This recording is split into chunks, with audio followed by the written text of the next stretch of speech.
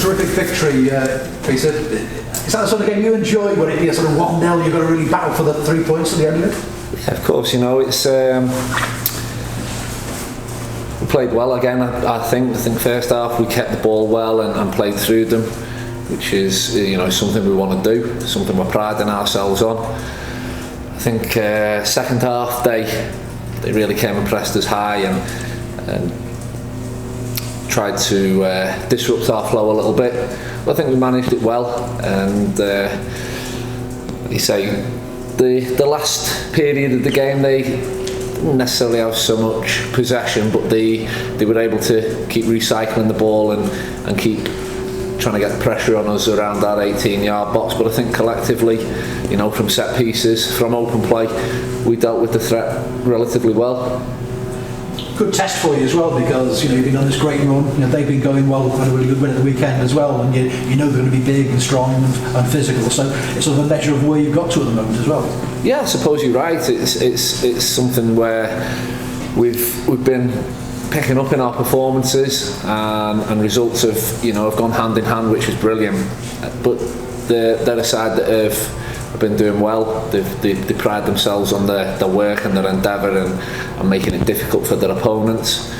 But I think we negated the threat and their strengths relatively well. So we're pleased to come out of the game with a clean sheet, another victory, and 3 points to roll on to the weekend. We've seen the talents of Corey Blackett-Taylor again. I mean, he might have had a goal just before that when the keeper fumbled it. What a terrific finish for the winner. Yeah, it was. Corey's a real threat. When he gets players squared up, when he gets people 1 versus 1, as a teammate, you like to see that. You like to see Corey at his best, attacking fullbacks, attacking defenders, and like you say, the linesman, I don't know whether he had a better view than most. That remains to be seen, but he did something very similar just before he scored. But then there was no doubt about it. The second time, he's taken it really well, manipulated the ball. He's come inside, got off a great shot, and it's lovely to see it go in. And great for Corey to get the goal and win us the game. 6 wins in a row, confidence obviously building, all those things are there, but been a few tweaks around, haven't there? Jay Spearing's been playing just a little bit deeper now, with this diamond formation in front of you. Has that made a difference, you think, sort of defensively, and the way that you play in the games at the moment? I think, the shape has been tweaked, the formation is slightly different, and having Jay in there, he's important for us in possession, where he can get things started, get things playing. But the outsides of that, collectively, the boys are working really well. There's a real understanding. There's some relationships forming really, really well, and it's nice to see.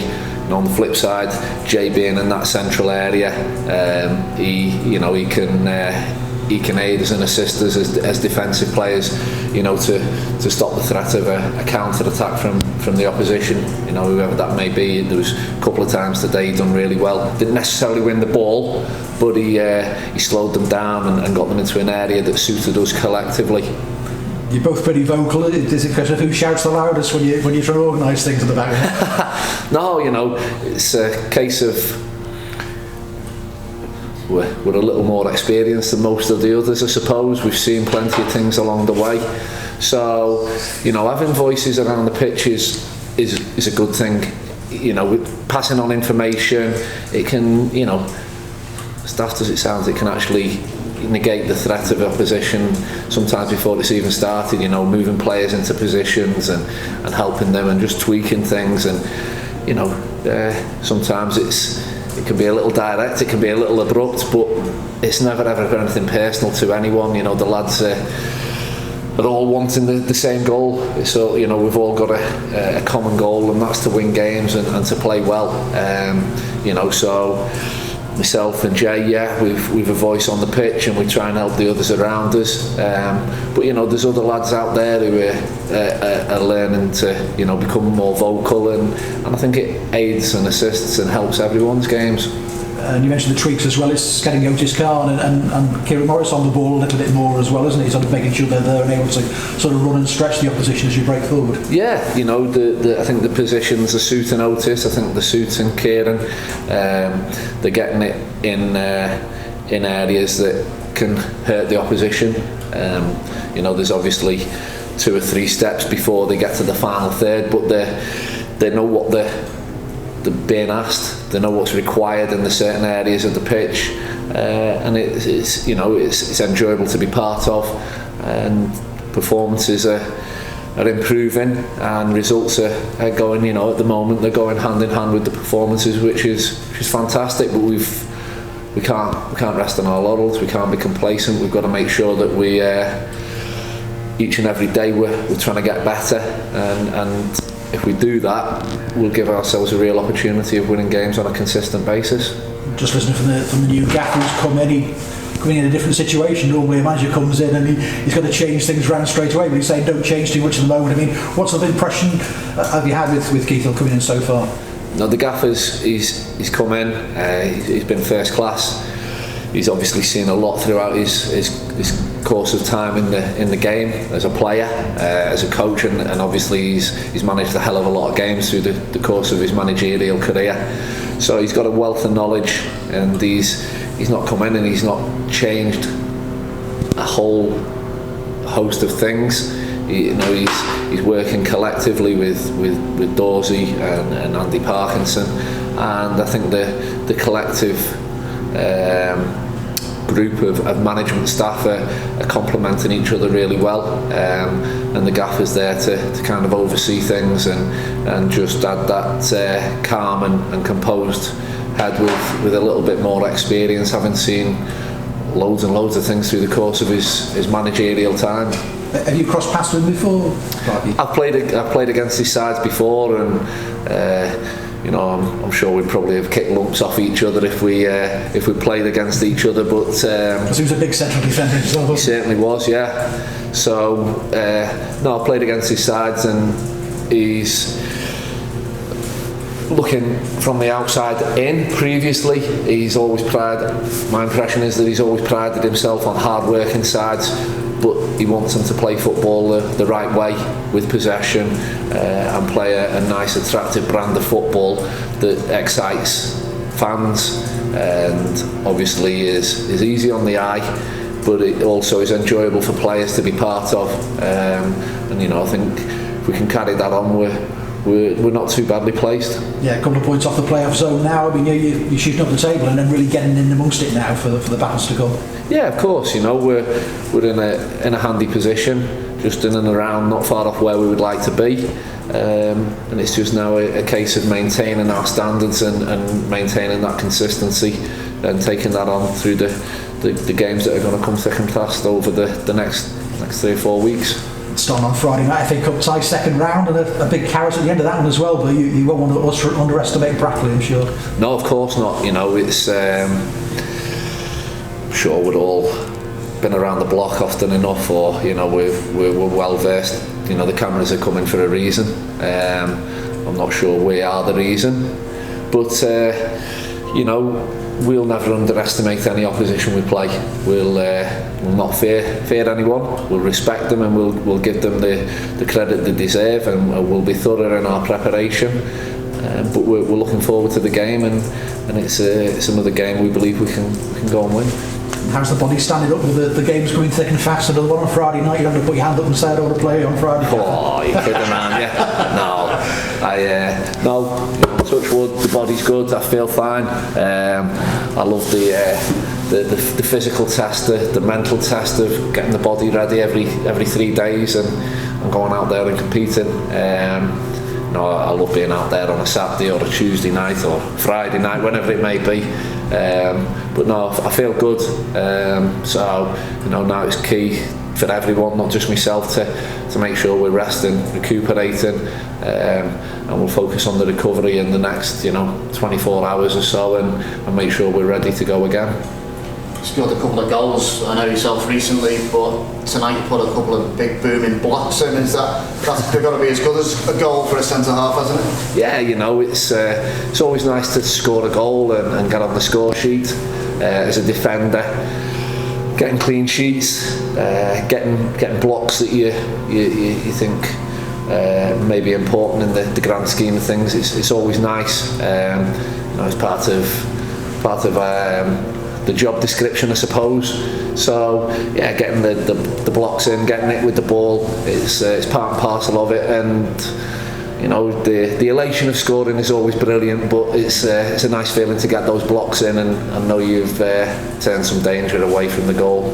Yeah, there's some tricky balls to deal with from, in particular, Callum Guy from set pieces.